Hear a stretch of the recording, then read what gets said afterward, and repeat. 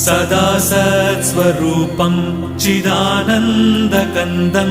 जगत्सम्भवस्थानसंहारहेतुं स्वभक्तेच्छया मानुषं दर्शयन्तं नमामीश्वरं सद्गुरुं साईनाथं नमामीश्वरं सद्गुरुं साईनाथं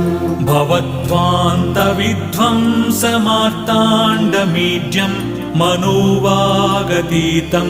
मुनिर्ध्यानगम्यं जगद्व्यापकं निर्मलं निर्गुणं त्वां नमामीश्वरं सद्गुरुं साईनाथं नमामीश्वरं सद्गुरुं साईनाथं भवाम्बोधिमग्नार्दितानां जनानां स्वपादाश्रितानां